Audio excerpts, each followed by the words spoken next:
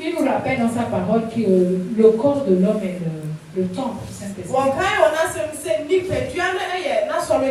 Ce temple-là qui n'est plus à Jérusalem. Ce temple qui est descendu de la montagne. Lorsque Christ est monté sur la terre et qu'il est revenu vers nous, le temple s'est déplacé. Il est en chacun de nous.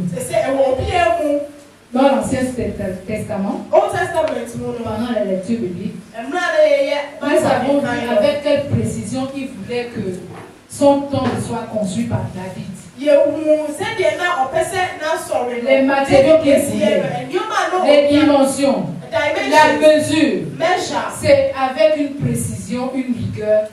Maintenant que ce temple est en nous, qu'est-ce que le chrétien que nous sommes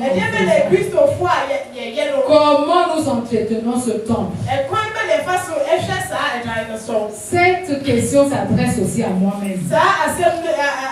Comment au quotidien, puisqu'il nous dit que nous devons vivre dans le monde sans pour autant être de ce monde, comment être en même temps ici et répondre des critères qu'il nous demande d'observer, des lois qu'il nous demande d'observer. Par notre propre force, ce n'est pas possible. Mais par Christ qui peut tout. Alléluia. Donc il nous appelle à entretenir ce temple que notre corps est. Entretenir ce corps par la parole de Dieu. L'Esprit Saint, pour qu'il opère en nous. Chacun de nous a l'Esprit Saint. Mais souvent, on ne le laisse pas agir. Il est temps que nous laissons l'Esprit Saint agir. En balayant tout. Tout ce qui peut encore rendre le corps poussiéreux, impur. C'est plus que nécessaire. Alléluia. Il nous invite à la prière. Le dernier point, c'est la prière. Mais qu'est-ce que c'est la prière? Dans la définition qui nous a été donnée, la prière, c'est converser. La prière, c'est dialoguer avec le Seigneur dans son esprit. Que ce soit à l'église, que ce soit dans nos chambres, que ce soit au chemin, en route, dans le bureau. Les moments sont nombreux où je peux parler à mon Dieu. C'est ça là la prière.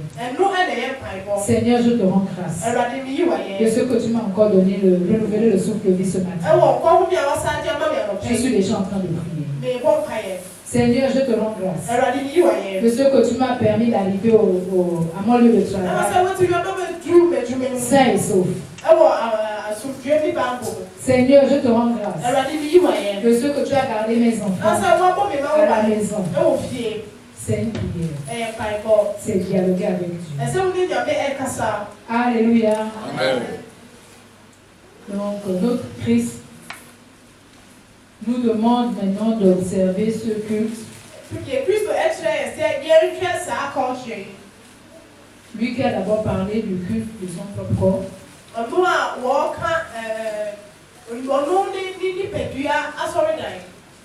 Lorsqu'il est monté sur la croix, tout a été cloué sur la croix. Et le Saint-Esprit est venu en nous. Donc notre corps devient le temple. Donc nous devons tout faire pour que le Seigneur, l'Esprit Saint habite en nous. Dans des corps dignes d'abriter notre Seigneur. Nous devons également permettre consacrer nos corps. Les consacrer. Lorsque quelqu'un est consacré, il est mis à bas. C'est Dieu qui est là. Et il y a même des waka. Nous pouvons lire dans Romains 12. Et on va voir Romans chapitre 3, verset 1.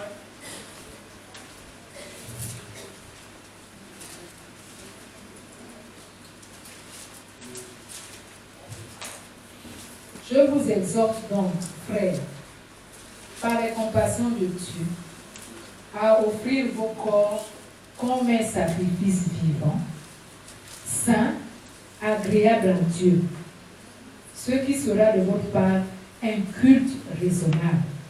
Alléluia. Amen.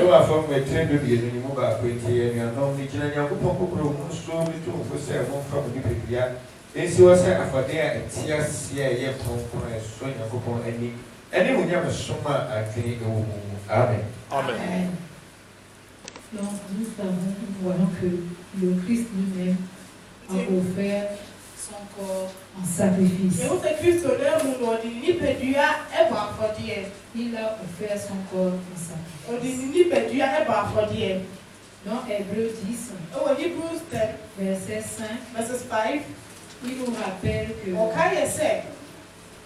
c'est pourquoi Christ entrant dans le monde, tu n'as voulu ni sacrifice, ni offrande, mais tu m'as formé un corps.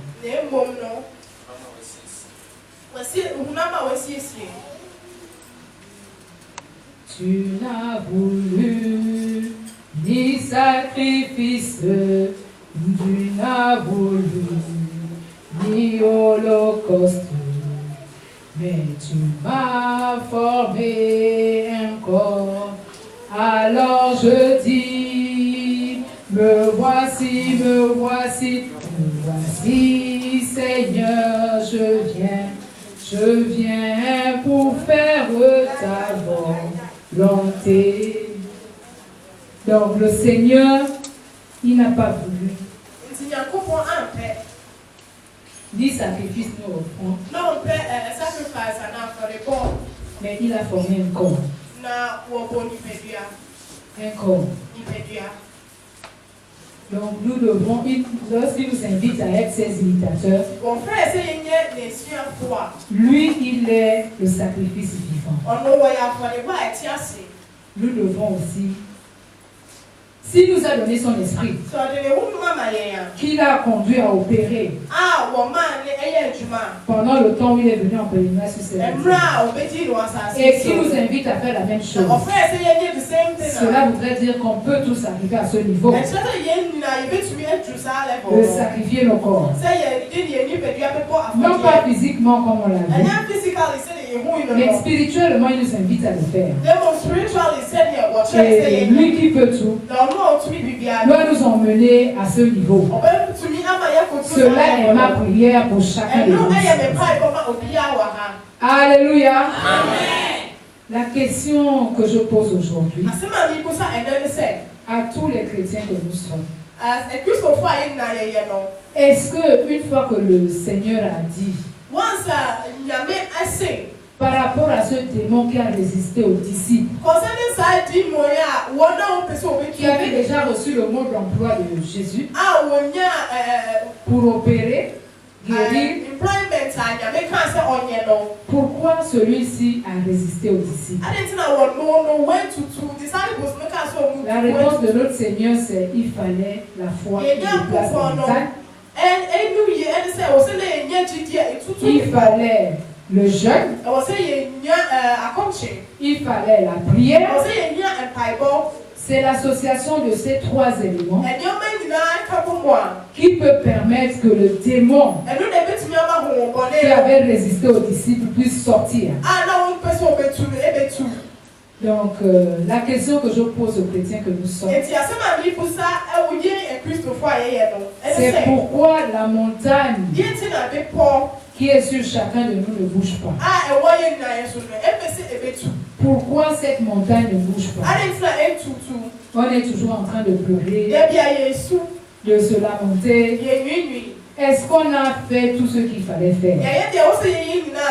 Il nous invite à la foi qui déplace la montagne, à jeûner. Non pas un jeûne comme notre compréhension nous Mais un jeune